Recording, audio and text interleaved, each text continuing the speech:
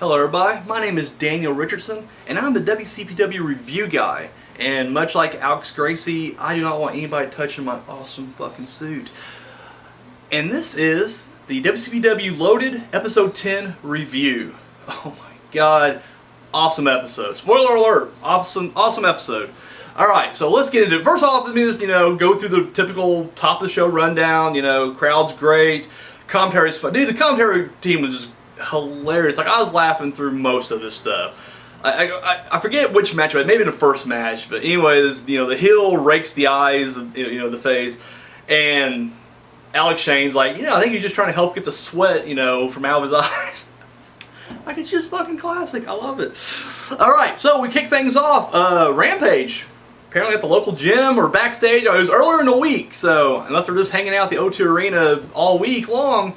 Either way, BX attacks Rampage. Beats the living shit out of him. We don't see the attack, but we see Drake and Blampier standing there. And Blampier, takes his shoe off, takes his socks off, and starts filling the sock with batteries. Dude, fucking brutal. Honestly, this is like one of the best scenes I've seen in a while. Like, easily one of the best, like, top, backstage skit or whatever they pulled yet. Dude, it was just evil. Like, Blampier, he always has this kind of smirky, let's just say it, he has a Bischoff quality to him. But dude, last night, dude, that was just evil. That was just a man like, I'm here to take you out. And I loved it. I loved every minute of it. Great little skit. And of course, it put Rampage out of action.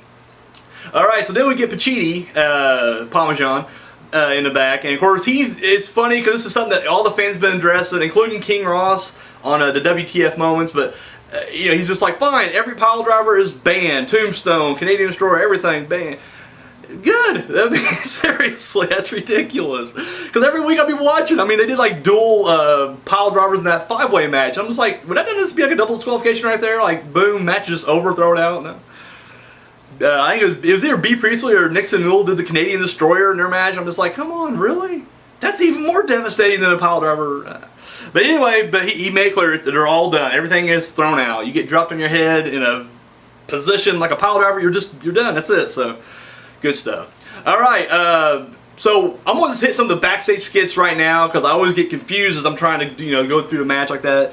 We get BX or Prospect once again banned from the building. They're still suspended. Alex Gracie has his awesome suit on. I just love that whole bit. And of course, they have another plan, but then of course we never see him the rest of the night. So I'm assuming that plan's for next week. But I can't wait to see what they got. I really hope Los Perspectivas or whatever the fuck you call them. I hope they come back with a third member. Oddly enough, so I don't know. We'll have to wait and see. We'll have to wait and see. Jack the Jobber still running. I'm assuming he's just been running for like a week straight now. And Primate's been chasing him. Dude, Primate looks scary as fuck. Like, Primate is short, but he's just someone I would not fuck with at all. He just looks, it looked like 28 Days Later. Like, seriously, he was just like, roaring through the town, top speed. Dude, if it was me getting chased, dude, my fat ass wouldn't make it. I'd drop after 10 feet and just be like, oh god, just hurry up, knee me in the head and get it over with quickly, please. Hope I'll just be unconscious during most of the punishment, so. But yeah, Jack Jobber's still running. Still somebody's running now. I'm guessing right now, as we're speaking, somewhere in Newcastle, he's just making laps with Primate hot on his heels. And then, yeah, I guess all the big backstage stuff. We'll get to anything else storyline related here in a second. So, alright, so opening match. We got Prince Ameen being accompanied to the ring by Gabriel Kidd. Going against Joe Coffey. If you guys remember, this was actually on the very first episode Loaded. This was a match they had, Ameen versus Coffey. And yeah, decent match. I mean, once again, we're pushing Joe Coffey up, and then Prince Ameen will, and the Gabriel Kidd storyline still going. So, I mean, it served a purpose. If I have to, always give my best match, my worst match, this would have to be my worst match, just because not a whole lot happened in it. It seemed like all the other matches were either more exciting or, definitely fun to watch, and I'm not saying this was a bad match at all, and so don't get that twisted right there. I enjoyed it. If I'm ranking, there's 4 matches, you got to pick the best and the worst. This would be my least favorite. That's all I'm saying. But no, the match itself, it was fine. Like I said, Prince Ameen, getting a little bit off. It's like I said, he's a good wrestler. It's just I don't think he's ever going to climb above being like a low-level heel here. And of course, I'm just wondering how much longer they're going to kind of keep pushing this Gabriel Kidd thing. Because at some point, Gabriel Kidd's got to be getting, he's going to be getting pushed to the limit. That's all there is to it. But I did like how it ended. Prince Ameen once again is going to walk out like he did the very first time. And then, of course, Kidd kind of talks him into it. He's like, hey, we'll run there together. We'll beat him up together. And Ameen's like, yeah! Like, I just love how Ameen's just like, yes, finally, after weeks of you not doing what I'm saying, you're going to do something to help me out, oddly enough. I trust you. And then, of course, they both run to the ring, but then, of course, Gabriel Kidd stays outside, Ameen goes in, and then, of course, Coffey just tears him up.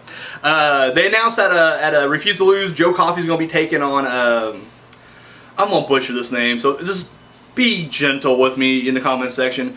Minoru Suzuki? Is that it? Sorry, I'm an ignorant American. That's horrible at foreign names. But that match, was signed for Refuse to Lose. And once again, I'm all about Coffey climbing up. It seems like he keeps throwing him against like all the new guys coming in, and then of course he loses to those new guys. I mean, I know it only happened once, but I'm just like, I don't want to see a trend of that. He already lost against Moose at Stacked. I'm like, that didn't help him. And didn't really do nothing for Moose either. Like they're not building Moose up for anything. So I don't know. I really hope Joe Coffey wins. But he picked up the win against Prince Ameen, and then of course we got Prince Ameen and Gabriel Kidd still kind of arguing. And then of course that was that. So the next match we had Pete Dunne, my boy Pete Dunne. Love this guy. Going up against Martin Kirby. Dude, I felt a lot like Alex Shane in this match because I really didn't know who to vote for. I was just like, man, I love them both so much. The match was just great. A lot of great spots. I love the fact, I just love Pete. I've said this every week now since Pete Dunne started, but it's so true. I just love his style. He just has a it's like brawler mixed with some technical. I mean, it's great. I love the bites. I love the spot when Kirby puts his hand down his trunks and he rubs himself and then he puts it out, and then of course, Pete Dunne goes to bite it, and then of course he has this look on his face like, oh, I definitely tasted the Famunda cheese right there. So, loved it. Freaking loved it. Match was really good. Really enjoyed it. And truthfully, I agree with the finish. I do like the fact that, Kirby won. And it wasn't like a domination. I mean, they both took each other to the limit, and, Kirby came out the winner. I just hate the fact that Pete Dunne lost because I am such a Pete Dunne fan. I think he could do great in WCPW. One guy, I mentioned it on the video, and somebody said, like, they're going to, try to build him up. He's going to do what Kirby did. Lose a lot starting off, but then, boom. But and when I was watching, I was like, why couldn't Travis Banks, be the guy who was in the match? Because I would have much rather seen Kirby go over Banks and then Dunne later. But then again, I know they're kind of building up a Kirby Banks thing, and of course that comes into play later on. So once again, at the end of the day, I'm just like, all right, it happened. You win some, you lose some, and Pete Dunne, he's still a young kid, and WCPW is still a young company. So guess what? No harm, no foul. Pete Dunne can still climb up and move his way out. And great thing is for all the curb crawlers out there, Kirby wins another one. Mini roll he's on right now, and I'm loving it. So he, after the match, he gets on the mic, and of course he calls out Pacitti, Parmesan. He wants a title match. Doesn't want an internet title match, which I love. Cause that's another thing that's good too. Like he called that out quickly, because as soon as he said I want a title match, I'm like, well, they're probably gonna throw him in there for a triple threat or something like that for that internet title. And he made it clear, nope, I want a world title match. So Parmesan comes out there and is like, this. Not only does he refuse the match, he refused even a shot or a match at the event. Refused to lose. Which, don't get me wrong, Parmesan's always kind of like, he's impartial. He's a good authority figure. He just has his personal vendetta against Kirby, and I gotta admit, he was wrong on this one. So I'm like, even if you don't like Kirby, because you can't say he likes Big Damo, and Damo's always on the card somewhere. So it just seems like, I don't know, like he had no justification behind it. Especially the fact that he's been winning now. Like, he's on a roll. So I'm clearly on Kirby's side here. So, and of course, I did skip ahead there. I'm sorry, because before Parmesan came out, Kirby was singing. Dude, fucking hilarious. Living on a prayer. Summer of '69 was just fucking great. Wish I would have been there for that. I'm not going to lie. I would have really, marked out for some Kirby-oki. I would have marked out for some Kirby-oki. Highly entertaining segment, and of course it leads into the next segment. So when Parmesan rejects it, he's like, nope, you're not even getting a title shot, you're not even going to be on the card. Kirby rolls out of the ring, grabs some furry handcuffs, and he handcuffs himself to the ring and staging a sit-in, a protest. I loved it. It was highly entertaining, and Parmesan's just like, come on, dude, just fucking, come on, let's go. Security comes out there, they can't get him out. It was great. So he just hangs out there, like, Parmesan's fed up, and he just leaves. Security can't do nothing, they leave. So he's out there now, and the next match begins. It's Travis Banks against El Ligero. And once again, it was great because, A, the match did get kind of a slow start, but it was due to the fact that Kirby was making comments like that. But the match picks up. And then on top of that, you got Kirby out there because, you know, Kirby hates both guys, you know. He's been in this little bit of a feud with Travis Banks, which, you know, once again, I understand, you know, after I, like, well, I wish it would have been Banks. I get it, they're trying to push that a little bit more. And then, of course, you know, his history of El Ligero. So it was just great, dude. Kirby was perfect on the mic. I loved every minute of it. El Ligero versus Travis Banks was good. Travis Banks getting the win, which I really liked. And especially just the way it happened, too, because, you know, Kirby meant to spray the water into Banks' face. Banks ducks, hits Kirby, or sorry, hits Ligero. And, of course, Travis Banks to win. So, I mean, it helps elevate him. It doesn't hurt El Ligero. And at the same time, you know, it's pushing this, you know, kind of heat between, or this feud between, you know, Kirby and Banks. So finally, after the match is over and everybody leaves, Parmesan comes back out and he says, like, fine, you got your match. At Refuse to Lose, Joseph Connors going up against Martin Kirby, world title. Fucking awesome. However, the thing that kind of, you know, and of course, in a way, you kind of, it's already, even though they kind of got another little thing set up before that, you know, there's no way they're going to back out of that. But earlier in the night, Joseph Connors is backstage and Drew Galloway shows up, and of course this kind of runs his mouth a little bit to him and pretty much just, you know, asks for a shot title, and then of course as he walks away, Connors beats the shit out of him and says challenge accepted. Another awesome setup too. Like, I just love the, he was bashing dude's head in the wall. Love every minute of it. I think I like Connors better as a heel, actually. Like, I was a big fan. If you guys have been following me on this, you know, show for right now, been a big fan of Connors since the beginning. But I like heel Connors better. Like, he just has this creepy look to him. It fits. It suits him more. So, and I love the fact that he just dominated Galloway in the back, because Galloway's a big guy. So it definitely made, you know, Connors look good. And I'm sure they're going to probably fight next week on Loaded. And then, of course, the winner, which we know is going to be Connors, will go up against Kirby that refused to lose. Now, don't get me wrong. I mean, it could easily be Galloway, and then we got triple threat or whatever could happen. We don't know yet. But either way, that's what's set up right now. So. And then finally, so of course, unlike I didn't watch it streaming live, I watched the segments that come out on WCPW, but so it kind of spoils it whenever there's an impromptu match. But anyway, up next, Alberto El Patron comes out, formerly Alberto Del Rio, and just kind of talks to everybody, you know, just lets everybody know, you know, what's going on and, you know, why he's glad he left WWE and everything. Now, I'm going to be honest with you guys about Del Rio. Same thing with Sandow before that, and even when Cody Rhodes comes out, when he makes his debut. I quit watching WWE and pro wrestling in general in 07. So it was before, like, a lot of these guys even got started. Or at least, you know, in WWE. So with Alberto Del Rio, the only thing I knew about him was the fact that he won one of the Royal Rumbles. He's a former world champion. On, I think it's WWE 2K16. He's one of the storylines you gotta go with. So that's the only thing I knew. Now, once again, about 2 years ago, I started watching the highlights of WWE and everything, so I did see him come back, and I kind of kept up with what he was doing. It's a very lackluster run, and that's the truth is, everybody who's come to WCPW right now has come from a lackluster run. You know, Damian Sandow, or, you know, Aaron Stevens, and of course Cody Rhodes, which I'm not sure what name he's going to have to use, probably Cody Reynolds, but same thing, they all kind of came from this kind of lackluster run.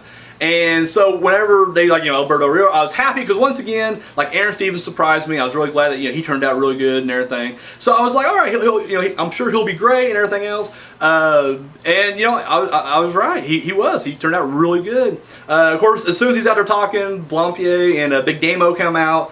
And of course, you know, Big Damo, he's like, you know, where's his title match at? You know, he's tired of these new guys coming in because it's already been announced that Alberto El Patron, he's taking Jay Lethal's spot for the first ever Internet champion. Keep wanting to say Intercontinental, and then I want to say International.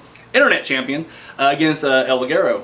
So Damo's pissed off about this, those Blampier. So then Bachiti comes out, and he's like, you know what, you want your title match, you know, refuse to lose, you can have his spot, but you got to beat him for it. But if you lose, you're fired. And of course, we all, you know, the rumors have been going around for a while now that he's going, Big Damo's be going to NXT soon. So naturally, we were like, all right, we know where this is going.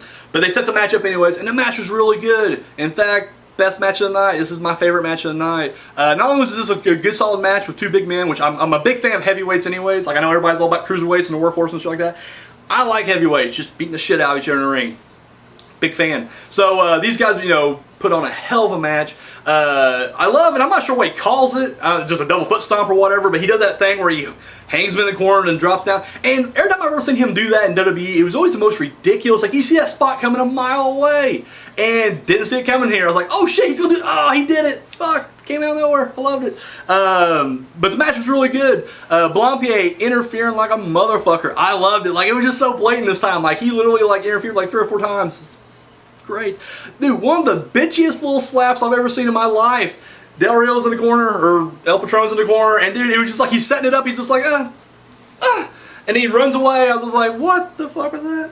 Anyways, El Patron gets the upper hand eventually, ends up doing an enziguri, or Shining Wizard, or whatever the fuck it was, and boom, over there in the corner, knocks Blampier to the outside, and then of course, he ends up defeating Big Damo, and great.